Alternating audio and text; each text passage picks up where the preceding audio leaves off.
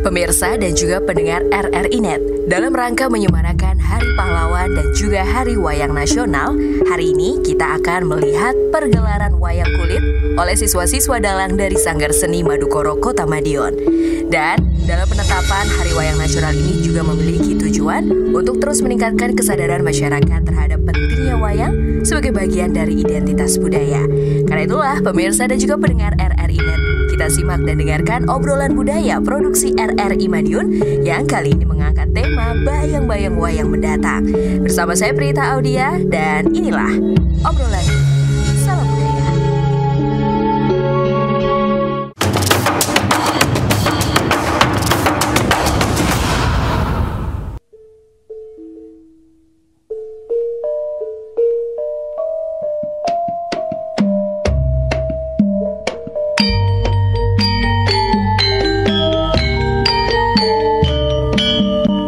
Pemirsa dan pendengar RRI Net, wayang merupakan salah satu pilar utama seni budaya bangsa Indonesia yang adiluhung.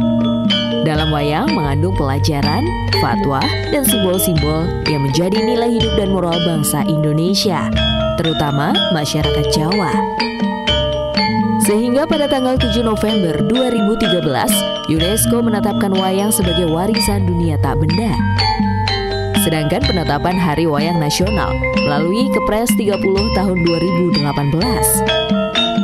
Karena wayang adalah ekspresi budaya dan budaya pada dasarnya ada di dalam ide dan pikiran.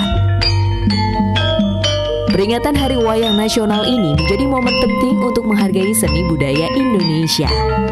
Hari Wayang Nasional mengajak masyarakat untuk lebih mengenal dan mencintai seni wayang yang telah tumbuh dan berkembang menjadi aset budaya nasional bangsa Indonesia.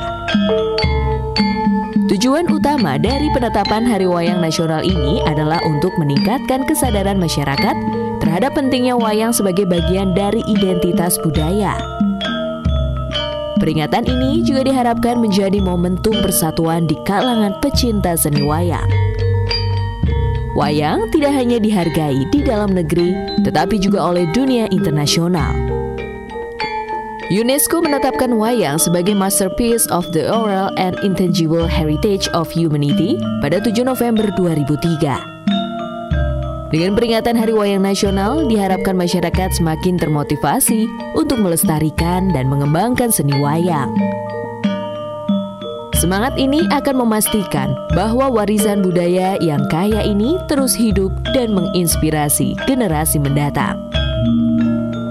Tentunya dalam melestarikan, mengembangkan, hingga mengkaji wayang dalam sumbangsinya untuk mewujudkan kebudayaan nasional yang dinamis dan modern. Tak sampai di situ, penetapan Hari Wayang Nasional juga diharapkan menjadi pemicu masyarakat pewayangan untuk meningkatkan apresiasi sekaligus sebagai sarana untuk pembentukan jati diri dan karakter bangsa.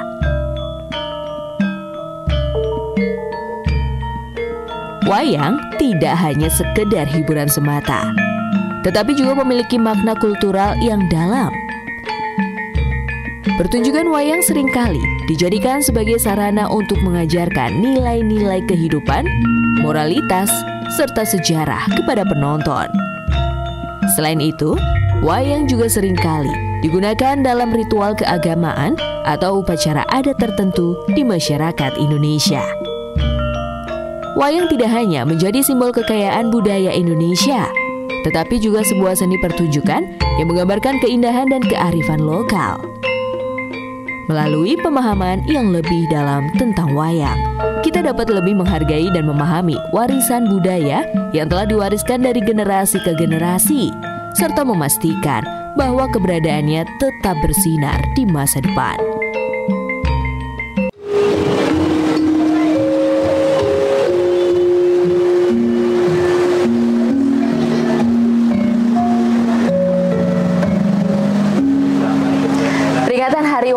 nasional ini tentunya diharapkan membuat masyarakat untuk bisa lebih melestarikan dan juga mengembangkan tentunya seni budaya ini. Dan pastinya masyarakat juga diharapkan termotivasi dan ini memberikan semangat baru untuk kedepannya budaya ini tidak akan punah dan terus dilestarikan.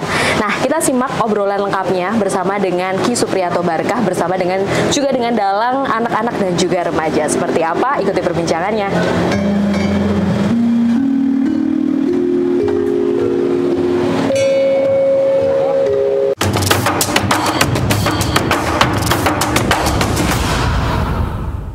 Pemirsa RRiNet, saat ini kami bersama dalang bocah dan dalang-dalang remaja dari Sanggar Seni Madukara Kota Madiun, di mana putra-putra ini ikut menyemarakkan Hari Wayang Nasional. Baik pemirsa, mungkin kita ingin mengenal lebih dekat. Nah, yang pertama ini yang paling kecil siapa namanya? Alfa Rendra. Alfa Rendra. Kelas? 2. 2 apa? C. 2C. Maksudnya sekolahnya di mana? Sekolahnya di Min 2, Kota Madiun. Di Min 2, Kota Madiun. Dek Rendra. Nah, ya, mengapa Anda tertarik dengan seni pedalangan? Karena wayang sangatlah bagus dan menarik. Bagusnya gimana? Bagusnya warnanya, bentuknya. Oh gitu. Sebatas itu pemirsa ya, karena ini masih anak. Jadi wayang tertariknya itu pada tatahannya, pada bentuknya, pada warnanya. Nggak apa-apa. Nah, Dek Rendra belajar atau berlatih seni pedalangan, ya tak? Modal keterampilan seorang dalang itu apa? Seorang dalang harus bagaimana? Modalnya apa? Ayo. Modalnya apa? Berani. Apa? Berani. Berani ya. Dan ingin tahu. Oh, berani dan ingin tahu. Oh ya. Ini harus punya modal suara yang bagus mungkin? Iya. Terus yang lain? Menggerakkan wayang? Gerakan apa? Terampil menggerakkan wayang? Ya.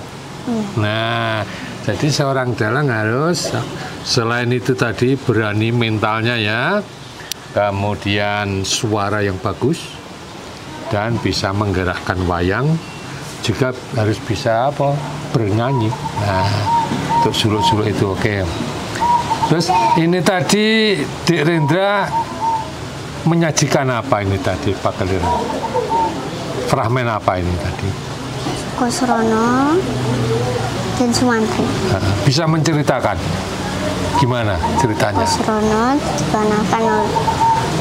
dipanahkan oleh kakaknya yang bernama Sumantri karena dikira kebaca.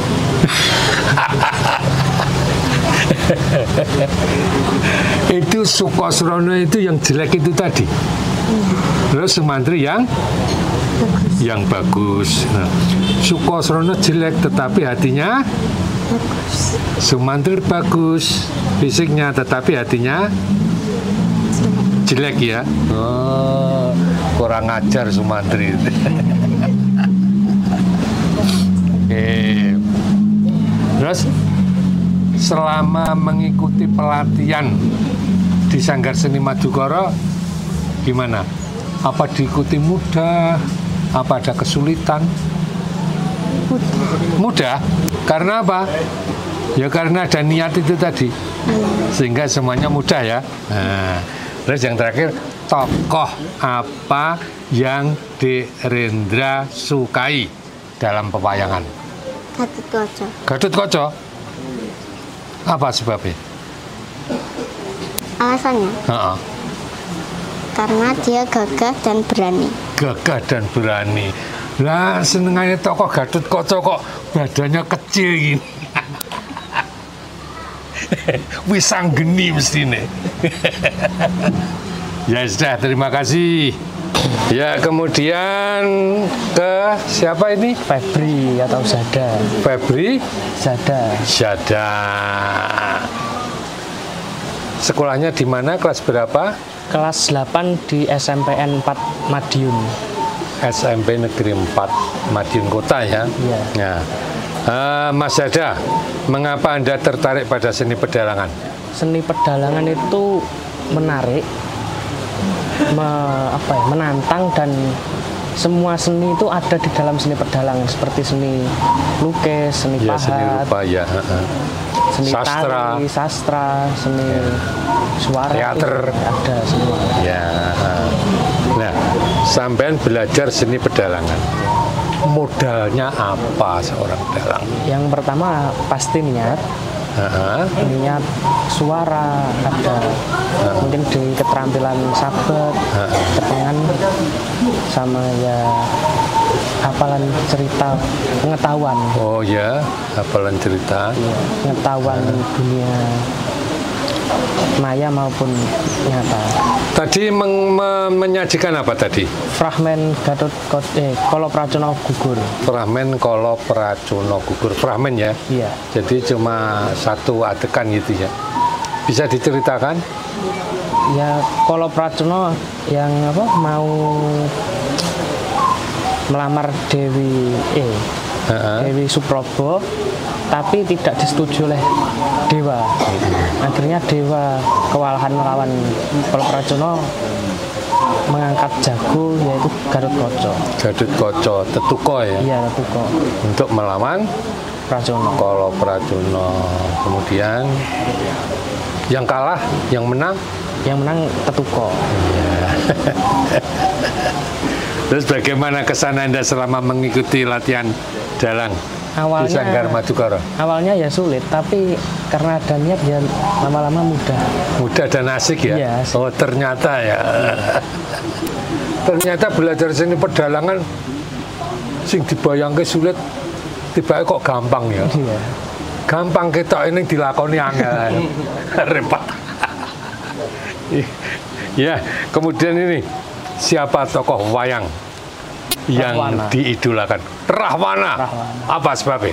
Karena Rahwana itu walaupun mungkin orang menilai jahat atau Negatif, buruk, ya. negatif, tapi mempunyai sisi baik, setia menunggu janji, menepati janji, dan ya pokoknya ya itu setia.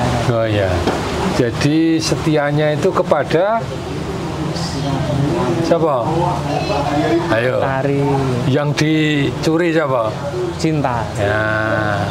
Jadi memang cinta Rahwana itu sangat tulus. Meskipun Sinta sudah di penjara, tetapi Rahwana tidak mau yen bosane pedalangan ragelem nyenggol. Oke, terima kasih Iya. Mas Zada. Mas Rio, nama lengkapnya itu?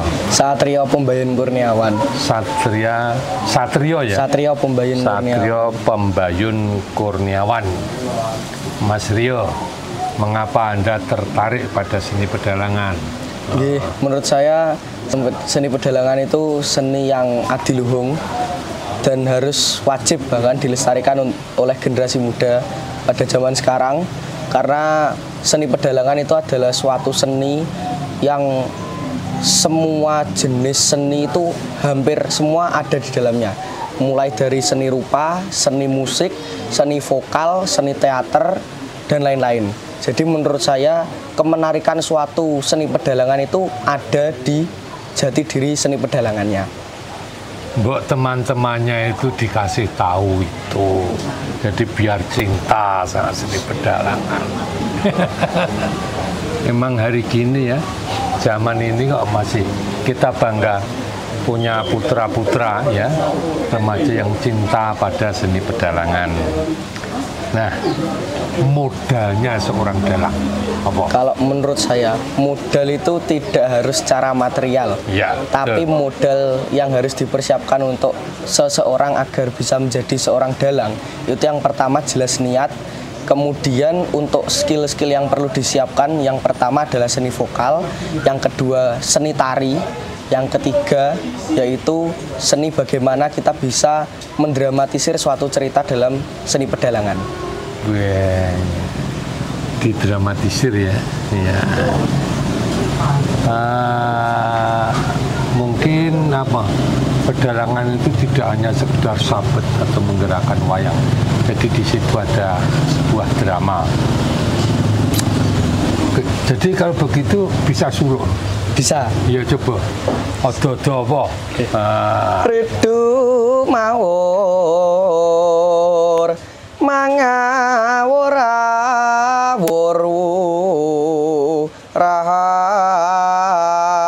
rahan tengaraning acurit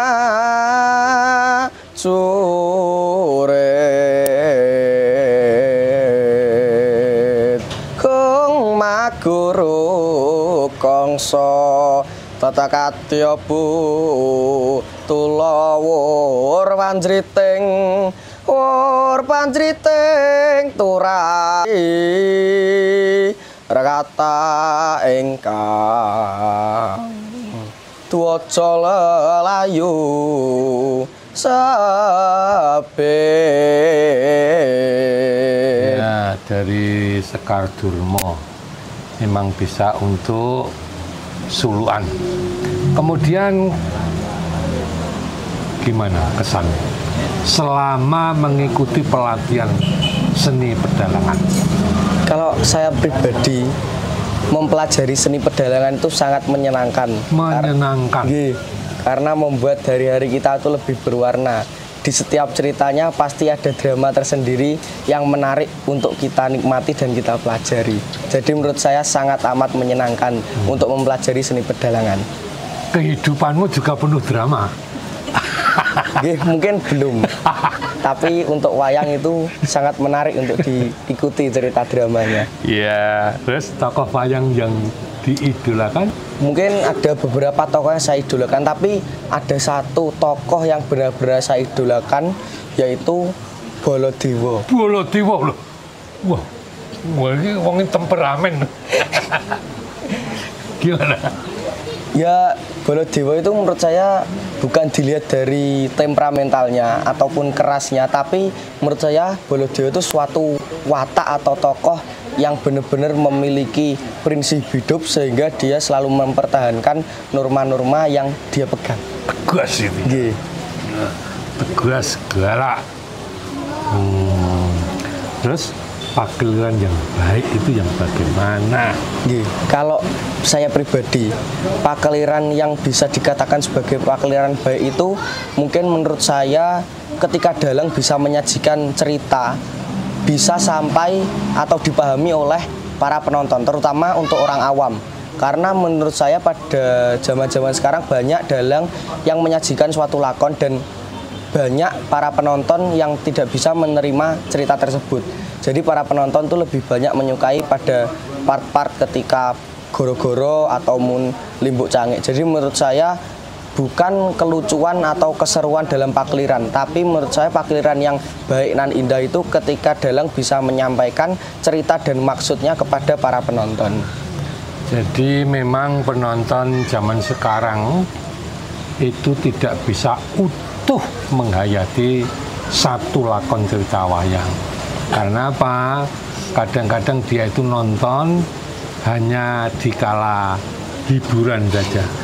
Hiburan dan perang, jadi gak ngerti lakonnya apa, pokoknya nek dagelani, pokok ada campur sarinya, pokok perangnya bagus gitu ya. Oke. Baiklah pemirsa, kita lanjutkan kami ngobrol dengan para dalang remaja dan dalang anak dari Sanggar Seni Madukara Kota Madiun. Sekarang ke Mas Nino. Gitu? Ya. Nama lengkapnya Mas Nino so? Nino Pandu Trah Utomo. Wah, Dari namanya saja sudah ada nama dari tokoh wayang Pandu. Nggih. Pandu itu siapa? Bapaknya para Pandawa. Oh. Jadi tidak sekedar ya, tapi tahu benar bahwa nama saya Pandu. Pandu itu bapaknya para Pandawa. Imam. Mas Nino. Ya. Sudah memakai nama dari tokoh pewayangan, yaitu Prabu Pandu. Nah, tentu Mas Nino cinta atau perhatian atau tertarik pada seni pedalangan. Alasannya apa?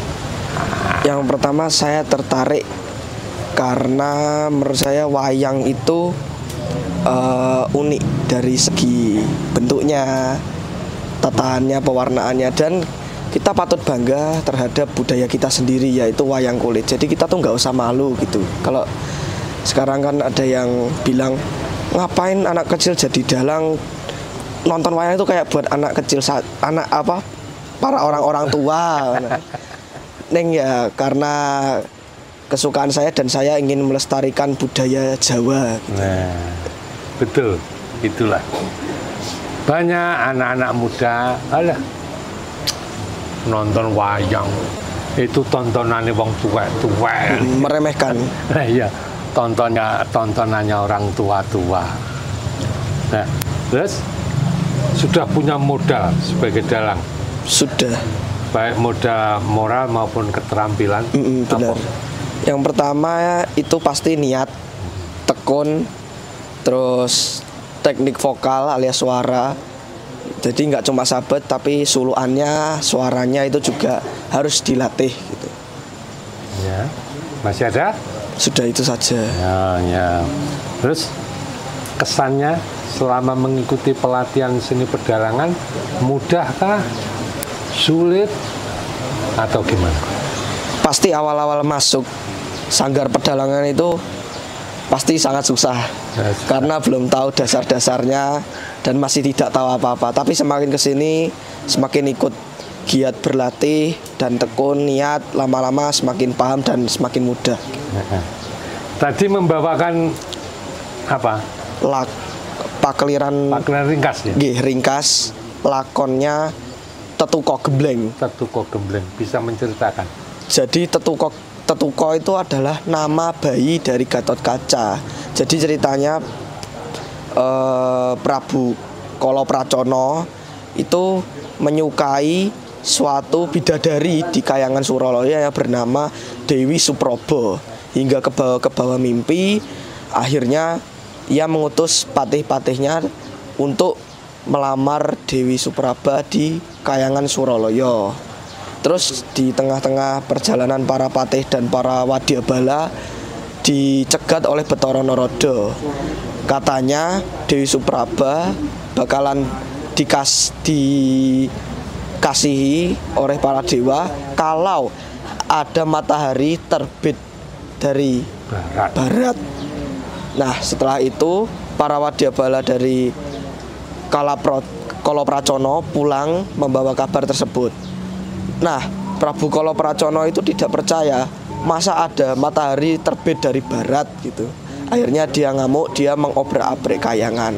Lalu singkat cerita, Bathara Narada yang menyegat para laku wadyabala dan patih tadi menuju ke kerajaan Jodipati, di mana tempat Bima alias Werkudara dengan Arimbi tinggal. Ia meminta tolong sama Arimbi dan Werkudara untuk meminta anaknya menjadi jagonya para dewa untuk mengalahkan Prabu Kalapracono, begitu. Lalu Prabu Kalapracono dikalahkan oleh Gatotkaca. Terus nama sampean Pandu. Nggih. Tapi ada tokoh wayang yang diidolakan. Ada. Sapa? Werkudara. Wong jenenge Pandu kok idolane Werkudara. Padha karo Pak Rebu lair dina Kemis. Terus pakeliran yang baik menurut sampean apa? Menurut saya pakeliran yang baik itu dalang bisa menjadikan tontonan atau prasarana. Jadi yang nonton itu pulang membawa ilmu seperti itu. Dan para penonton juga tahu, oh ternyata gini toh ceritanya yang dibawakan oleh sang dalang begitu. Dan dalang juga harus bisa membedakan suara-suara wayang agar penonton paham mana yang tokoh wayang yang berbicara seperti itu. Oke, terima kasih pemirsa RRI Net. Nah, kami sudah berbincang-bincang dengan para dalang-dalang penerus. Dengan begitu kita punya gambaran bayang-bayang wayang mendatang.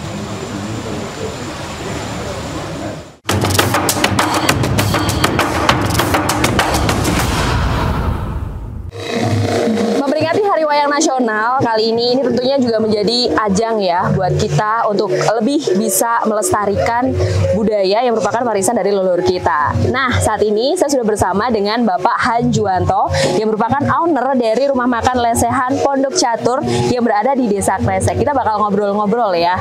Selamat siang, Pak. Siang, Mbak. Gimana kabarnya? Alhamdulillah, baik-baik. Pak, ini kan di tempat Bapak sedang berlangsung pagelaran wayang gitu ya Pak. Dan ini apa sih Pak yang menjadi pertimbangan Bapak akhirnya untuk menyelenggarakan acara ini Pak?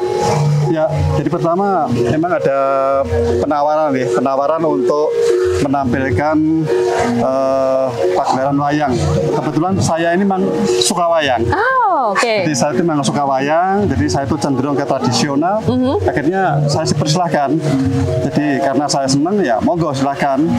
Jadi sekaligus kami juga bisa memberikan kepada para kuliner untuk nonton wayang. Oke.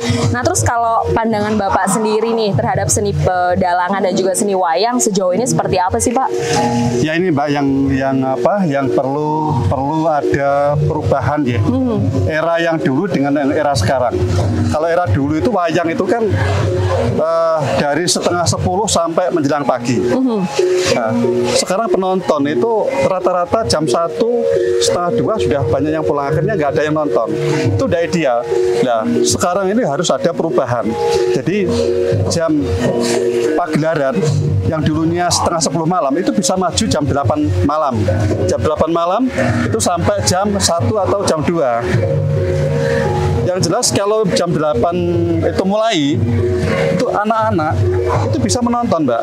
Jadi anak-anak itu bisa menonton. Artinya mereka akan cinta terhadap wayang. Oke. Yang kedua, jam 1, jam 2 selesai, orang bisa istirahat. Tapi kalau seperti model yang lama, akhirnya banyak yang ditinggalkan. Satu. Yang kedua, dalang-dalang sekarang ini banyak dimasuki oleh pelawak. Jadi rohnya wayang, ceritanya wayang itu udah hampir hilang. Banyak pelawakannya, banyak yang diisi dengan nyanyi-nyanyi dan sebagainya. Sehingga itu harus ada perubahan supaya wayang ini lebih bisa bertarik lagi. Nah, oke. Nah, terus kalau tadi kan kita lihat nih Pak di pagelaran di atas itu kan banyak banget dalang-dalang kecil, dalang-dalang remaja gitu. Ini kalau menurut Pak Han sendiri seperti apa? Ini bagus ini. Jadi memang harus perlu ada semacam pagelaran. Jadi untuk melatih mental mereka supaya merasa yakin dia mempunyai bakat, mempunyai talenta untuk pagelaran. Saya senang sekali ini. Jadi suatu saat mungkin bisa dijadwalkan beberapa bulan lagi bisa tampil di Pondok Catur. Oke. Yaudah Pak, kita langsung aja jalan sambil lihat pagelarannya. Mari Pak. Pemirsa dan juga pendengar RRI Net, saat ini saya juga sudah bersama dengan Bapak Chandra yang merupakan pengelola Sanggar Seni Madukoro Kota Madiun yang sekaligus juga merupakan pecinta dan juga pemerhati seni pedalangan. Kita akan ngobrol. Pak Chandra, selamat siang Pak. Selamat siang Pak. Pak bisa diceritakan nih untuk latar belakang dan juga tujuan didirikannya Sanggar Seni Madukoro di Madiun itu seperti apa Pak? Iya. Jadi ya tentunya berangkat dari keprihatinan dan juga kepedulian gitu. Jadi semakin kesini, di mana era modernisasi, mungkin budaya luar manca yang semakin masuk dengan eranya digital segala macam, ternyata justru budaya asli Indonesia ini kok ya belum bisa atau semakin jauh lah dari sekitar kita. Makanya itu berangkat dari keprihatinan dan kepedulian itu, akhirnya kami mencoba untuk bisa mendirikan Sanggar Madukoro ini di tengah-tengah Kota Madiun yang sudah mulai berkembang. Tapi kalau total untuk anak-anaknya sendiri ada berapa sih Pak, atau remaja yang ada di Sanggar ini? Saat ini kita ada 6 siswa yang alhamdulillah sudah 2 tahun lebih ini kita eksis untuk latihan mendidik adik-adik. Harapannya Pak untuk kedepannya seperti apa? Tentunya kami berharap budaya asli yang adiluhung asli Indonesia ini terus bisa diterima, bisa berkembang dan kembali lagi seperti dulu ya. Jadi bisa eksis, bisa diterima dan dinikmati oleh rakyat Indonesia. Baik, terima kasih Pak. Sama-sama.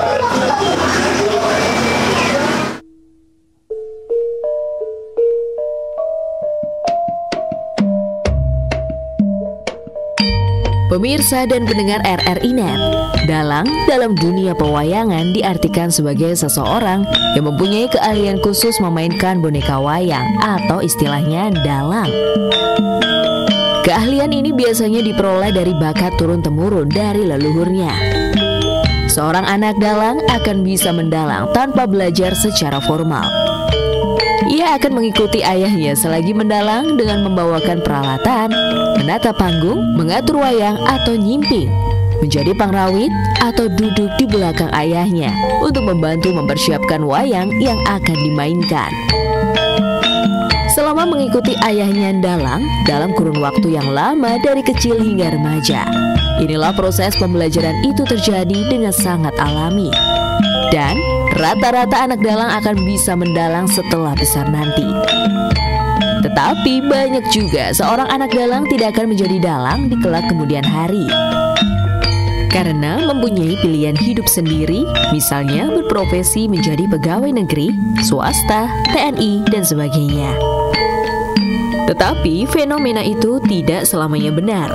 Dengan adanya sekolah-sekolah pedalangan baik tingkat SMK dan perguruan tinggi seperti jurusan pedalangan pada Institut Seni Indonesia Surakarta yang telah mencetak sarjana pedalangan yang tidak hanya mumpuni memainkan wayang, tetapi juga berwawasan luas dan berpikir kritis. Dalam perguruan tinggi inilah lahir pula dalang yang bukan dari keturunan seorang dalang, tetapi hanya seseorang yang mempunyai niat yang kuat untuk belajar dalang dan akhirnya bisa mendalang. Dalang adalah seorang sutradara, penulis lakon, seorang narator, seorang pemain karakter, penyusun iringan, seorang penyanyi, penata pentas, penari, dan lain sebagainya. Kesimpulannya, dalang adalah seseorang yang mempunyai kemampuan ganda dan juga seorang manajer, paling tidak seorang pemimpin dalam pertunjukan bagi para anggotanya, pesinden dan pengrawit. Dalang adalah seorang pemimpin atau pemain utama dalam pertunjukan wayang, sebuah tradisi teater boneka Indonesia. Dalang memiliki beberapa fungsi dan peran penting dalam pertunjukan wayang, antara lain narator. Dalang berperan sebagai narator yang menyampaikan cerita dan dialog antar tokoh wayang. Pemeran utama. Dalang juga sering berperan sebagai tokoh utama dalam pertunjukan wayang. Musikalisasi. Dalang memimpin alunan musik dan melakukan berbagai efek suara untuk menunjang atmosfer pertunjukan. Pencipta cerita. Dalang sering memiliki peran sebagai pencipta cerita dan penulis naskah pertunjukan. Penentu alur cerita. Dalang memiliki hak untuk memutuskan alur cerita dan memodifikasi naskah sesuai dengan kebutuhan. Pemimpin pertunjukan. Dalang adalah pemimpin pertunjukan dan memimpin semua elemen pertunjukan seperti tari, musik, dan para pemain wayang. Pemirsa dan juga pendengar RRI.net, untuk melengkapi narasi kami akan mengajak Anda untuk mengikuti obrolan lebih lengkapnya bersama dengan para pemerhati budaya Kota Madiun. Ada Ki Supriyanto Barkah, Ki Purwinato, dan juga salah satu dalang muda dari Magetan ada Ki Grendi. Jadi seperti apa obrolan budaya edisi Bayang-Bayang Wayang mendatang? Ini dia.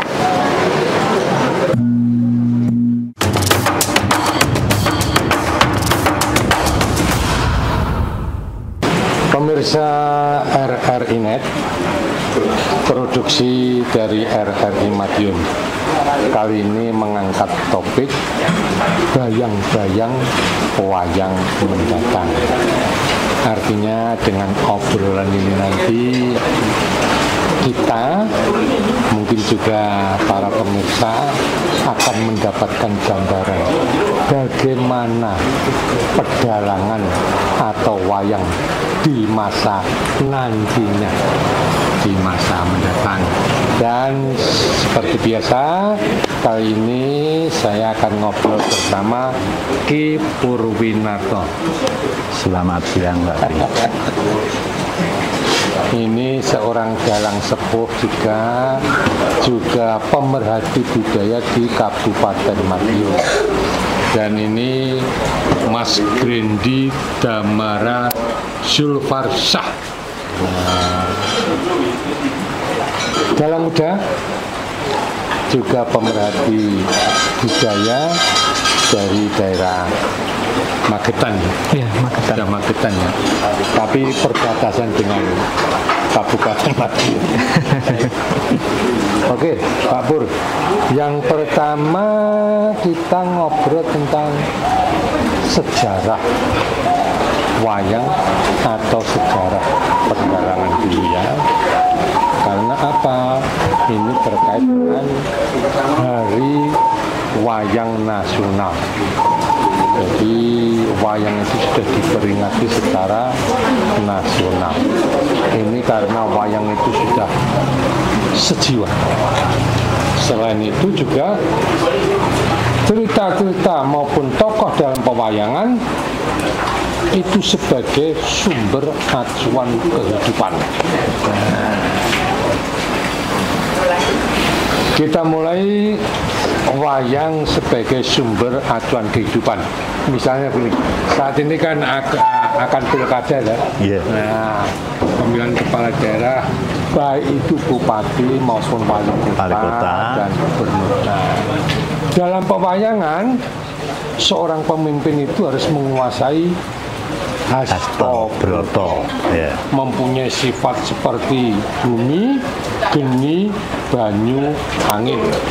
Kemudian Suryo, Condro, Langit, Kartiko. Nah, tentang penjabarannya kalau dijabarkan di sini nanti terlalu lama. Yang jelas itu ya. Jadi wayang sebagai sumber acuan kehidupan. Tidak ada berita atau informasi wayang itu ada sebelum agama Hindu masuk. Betul, iya. Belum ada cerita wayang yang ada sebelum agama Hindu Buddha masuk. Tetapi kok katanya orang tua itu ada pelakon-lakon Jawa seperti Patih Joko Puring dan lain sebagainya. Tumurune Wahyu. Nah, itulah. Jadi ngerembuk masalah sejarah itu begitu. Kemudian datangnya agama Hindu Buddha dari India membawa kitab atau serat yaitu Mahabharata, Ramayana, sekaligus di situ ada Lokapala, dan juga dalam Mahabharata itu ada ajaran-ajaran dari Hindu, antara lain ada di serat Bhagavad Gita. Dan baru ada pemberitaan wayang itu abad ke-8 zaman Biak Balitung. zaman Jagelu, jadi di Medang ya. Ya, dan kau depan. Medang lama. Itu di situ dalam prasasti ditulis Sigaligi Mawayang dengan lakon Bimaya Kumara. Artinya waktu itu abad ke-8 itu sudah ada wayang. Kemudian diteruskan pada Medang Kauripan, zaman Airlangga, zaman Prabu Joyoboyo ya. Ya, Prabu Joyoboyo. Itu pemberitaan wayang itu semakin tebal. Di situ dalam serat itu diceritakan hanya nonton ringgit manangis aseka mudo hidupan buruh pawring yang polulang dimukir mulah ancak. Kalau diterjemahkan secara bebas begini, orang-orang waktu itu menonton wayang itu seperti masuk ke dunia siluman.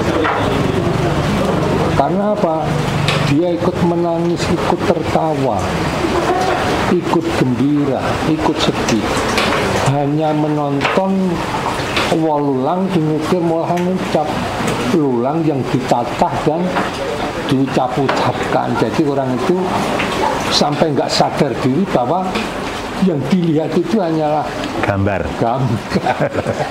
Yeah. Karena ya kita maklumi bahwa mengapa orang dulu itu sampai tidak sadar bahwa wayang itu ada yang menggerakkan, karena melihatnya dari belakang. Clear. Jadi memang wayang yang dilihat hanya bayang-bayang saja. Kemudian datanglah agama Islam masuk juga mewarnai dunia pewayangan. Yang dulunya wayang untuk syiar agama Hindu-Buddha menjadi wayang sebagai dakwah tabligh syiar agama Islam. Adanya lakon Tumurune Wahyu. Ini kan semua dari dari Sunan Kalijogo. Untuk mengembangkan agama Islam itu orang Jawa itu senang dengan prihatin mencari wahyu. Juga Jimat Kalimosodo. Ya, Jimat Kalimosodo. Itu karena dari kalimat syahadat. Siapa yang mengucapkan itu akan menjadi raja, Petruk jadi ratu, artinya itu merajai dirinya sendiri. Dan perkembangan selanjutnya nanti mungkin ini Mas Grendi sebagai jalan muda nanti bisa bercerita. Nah, sekarang gini ya, jadi sejarah Pak Pur tentu masa kecil dibandingkan masa sekarang. Pagelaran wayang itu ada perbedaannya. Kalau dulu gimana Pak Pur masih terkesan melihat wayang seperti itu? Gimana kesan Pak Pur? Terima kasih waktu yang diberikan, bahwa perkembangan zaman ini semakin maju, semua itu semakin berubah. Contohnya seperti wayang. Wayang itu dulu merupakan suatu sumber informasi dari masyarakat ini yang itu betul-betul mempunyai nilai yang sakral. Memulai saja sampai diberi sajen seperti cengkir gading, terus tebu, ya, pari dan sebagainya. Bahkan mau memulai ini dalang itu sudah mulai prihatin sejak pagi, itu sudah tirakat, kadang-kadang sampai dikurungi, Pak Pi. Ya, sampai dikurungi, itu prihatin supaya nanti betul-betul mempunyai nilai yang sakral, membawa barokah ini. Nah, sehingga ternyata setelah ditampilkan ini betul-betul zaman dulu itu orang melihat wayang itu dengan duduk, dengan tenang, dengan memperhatikan fokus terhadap wayang, sehingga orang-orang yang melihat itu seakan-akan ikut tampil di dalam pagelaran itu, Mbak Bu. Sampai ikut menangis, sampai ikut tertawa, sampai memikir kok ada apa itu namanya Gatut Kaca Kelangan Topeng Kencana. Ini kok iki arep enek lakon apa sampai segitu jauhnya orang memperhatikan wayang ini. Di samping itu memang betul-betul bahwa wayang itu mengandung unsur tontonan, tuntunan, dan ini wejangan-wejangan ini orang itu kalau melihat wayang seakan-akan pulang itu akan membawa ilmu pengetahuan, Pak Bi. Ini jadi rumangsa lega. Ya ini sampai suara gong itu sampai terdengar sampai pagi. Nguk itu waktu apa itu ya? Sampak Manyuro itu sampai wayangnya sudah bubar ya. Ini suaranya itu ya ini masih nguk itu. Betul-betul ini tertanam sampai di apa ya, sampai ke hati sanubari sedalam itu, Pak Bri. Ini perkembangan wayang zaman dulu itu. Kalau melihat wayang itu dulu mulai jejer pertama itu sampai ini, Mbak Bri, sampai selesai, sehingga merasa ilmu yang didapatkan itu adalah utuh. Ini jadi cerita kehidupan, bisa membayangkan keprihatinan seorang raja, seorang pendeta, seorang masyarakat. Di situ tuh lengkap, itu merupakan suatu tuntunan dan ajaran-ajaran dari wayang itu, Pak Bri. Benar-benar disimak oleh hati. Iya, betul itu. Iya. Disimak oleh penonton. Jadi memang hampir semua kesenian tradisi itu lahir dari upacara ritual religi. Iya, betul itu. Atau religius sakral. Itu juga wayang. Dulu itu wayang tidak untuk hiburan, tetapi untuk satu, ada Udan Mintoyo, itu lakon untuk meminta hujan. Kemudian Ruatan masih ini. Di mana pagelaran wayang itu untuk membersihkan diri seseorang, baik secara fisik maupun psikis. Kemudian untuk krisis return, artinya memperingati seseorang, hidup seseorang dari di dalam kandungan itu orang yang kaya itu sudah nanggap wayang. Betul. Kemudian lahir ya ini wayang lagi, sunat nanggap wayang, manten nanggap wayang, sampai meninggal itu masih nanggap wayang. Nah, mengapa dalang dulu itu, kalau dalang itu benar-benar disimak oleh penonton benar-benar memperhatikan. Nanti mungkin bisa diceritakan oleh Mas Gerumbu. Karena dalang sekarang itu sudah banyak yang bantu. Artinya apa? Dulu itu sekolah juga tidak seperti sekarang. Betul.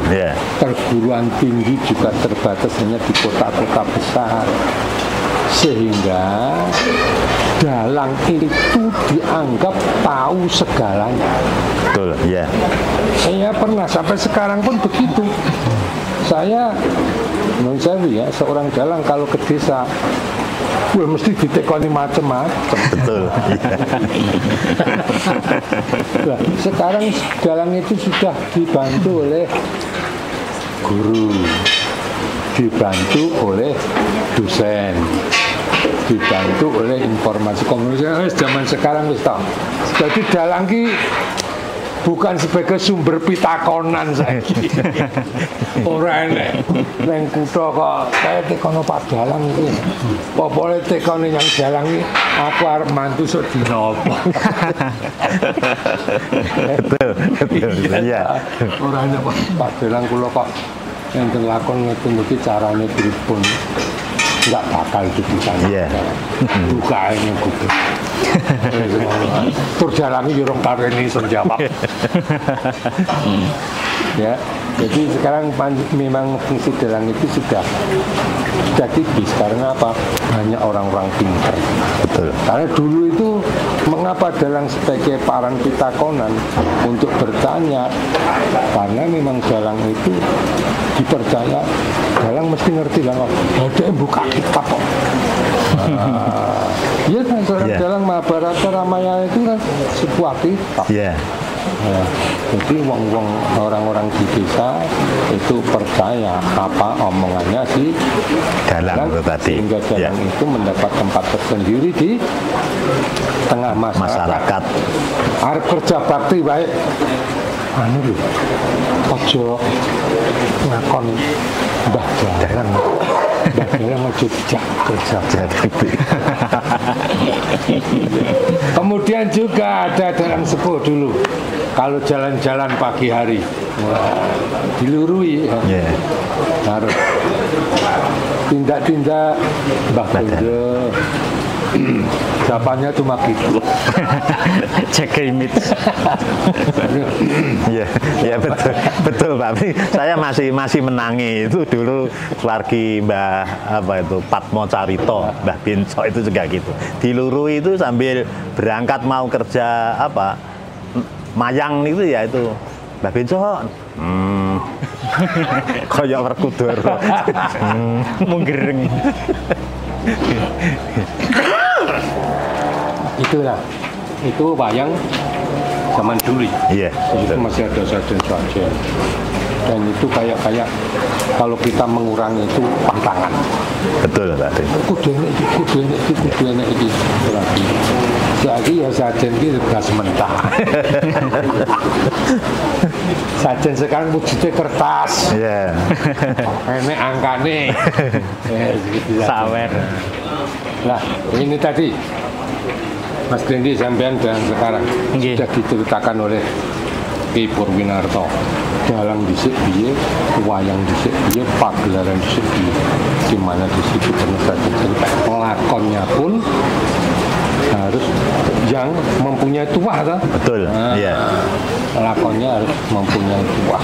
Mantu pelakonnya Bratayuda, ora iso. Enggak berani, Pak. Enggak berani. Iya. Mantu ki ya bangsa Rabi, tumurune Wahyu. Wahyu. Semacam itu. Nah, bagaimana sampai sebagai dalang saat ini menyikapi seperti itu, terus untuk menentukan langkah mendatang? Ya, untuk pertama perkembangan dunia seni khususnya di dunia pedalang ini sangat berlari kencang ya Pak, karena ya kita dikejar oleh teknologi dan era. Mendengar dari pernyataan panjenengan wau, kalau dulu itu wayang itu sudah ada sebelum Hindu-Buddha. Betul. Bahkan ada kata Sanskerta tadi, nonton ringgit wayang tadi, yang seolah-olah manusia itu digiring masuk ke dalam dunia siluman atau dunia gaib. Kalau di perkembangan seni sekarang ini sudah tidak masuk ke dunia gaib, Pak. Sekarang itu masuk ke dunia medsos. Nah, itu salah satu dari bentuk perkembangan seni sekarang. Dulu masuk dunia gaib, sekarang masuk dunia medsos, media sosial. Nah, itu perkembangan dalam segi media. Terus yang kedua itu masalah kesakralan. Kalau di dunia pedalangan sekarang, Nun Sewu niki bukan karena kita itu membanding-bandingkan atau tidak, karena kan zaman itu kan selalu berjalan. Tantangannya itu adalah anak-anak ataupun audien, orang yang menonton ini sekarang ini tidak bisa berbahasa Jawa. Bahkan kalau kita menyakralkan wayang di era sekarang itu sangat hal yang mungkin orang-orang nggak percaya. Betul. Jadi adanya langkah untuk para anak muda ini membuat sebuah pedalangan era-era sekarang. Contohnya kalau dulu itu pakai jejer itu pakai mungkin langsung jejer kedaton, negoro, sinten. Sekarang pedalangan berubah. Terus berubah, bedol kayon itu bisa menggunakan prolog, bisa menggunakan flashback. Dulu pagelaran wayang itu 7 jam sampai 8 jam, sekarang 5 jam 6 jam. Nah, seperti itu. Nah, kembali lagi ke era sekarang ini. Kalau kita menganut era dulu, kalau lakon itu disakralkan, ojo mong nyakralke wayang, tanggapan laris. Saiki wong nanggap wayang wae nggih pun jarang. Apa meneh arep nyakralke wayang terus sing pertanyaan sing nanggap sapa? Kan ngaten. Betul. Maka dari itu orang-orang sekarang itu, dalang-dalang sekarang itu mengambil yang namanya pesan atau nilai moralnya dari sebuah pagelaran. Jadi lakon di dalam mungkin anak-anak muda sekarang nggak boleh, kalau zaman dulu nggak boleh lakon Bratayuda, urung wayahe kowe. Tapi dijawab dengan sekarang anak-anak lagi belajar wis lakon Bratayuda. Dalang-dalang sekarang wis lakon Bratayuda. Ojo nglakokke lakon iki kowe aja ngruwat nih. Mungkin ada hal-hal yang lain seperti itu. Yang pastinya itu perkembangan dunia pedalangan ini semakin maju, semakin harus kita mengejar, karena penonton wayang kita itu juga kadang pilih-pilih, menganggap dunia pedalangan itu kuno. Lah kita itu anak-anak muda, dalang-dalang muda itu mengejar supaya anak-anak muda di era sekarang itu juga bisa ke wayang gitu. Jadi memang betul ya, itu tadi adalah pendapat dari dalang muda di Brandi. Dengan begitu nilai kesakralan itu semakin tinggi. Juga dalam pagelaran nilai tuntunannya itu juga semakin tipis, menonjol nilai-nilai tontonan. Itu apa? Penyebabnya itu sangat kompleks. Pertama ya perjalanan zaman. Kedua, ini juga pengaruh dari masyarakat agraris ke masyarakat modern.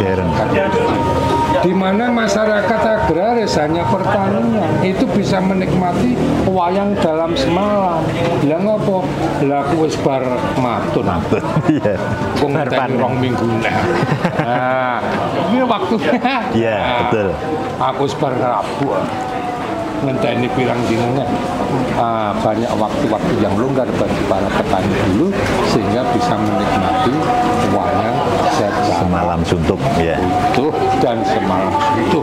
Sekarang durasi pagelaran wayang mulai dikurangi. Ya memang harus begitu.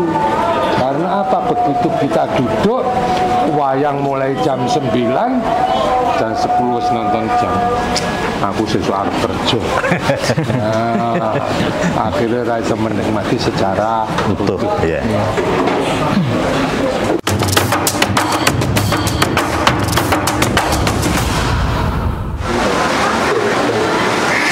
Pemirsa dan juga pendengar RRI Net, wayang merupakan salah satu pilar utama dalam seni budaya bangsa Indonesia yang adiluhung. Dan wayang memiliki simbol-simbol yang tentunya ini sangat erat dengan nilai-nilai kehidupan kita, apalagi masyarakat Jawa. Dan inilah obrolan budaya edisi Bayang-Bayang Wayang mendatang, produksi dari RRI Madiun. Sampai jumpa, salam budaya.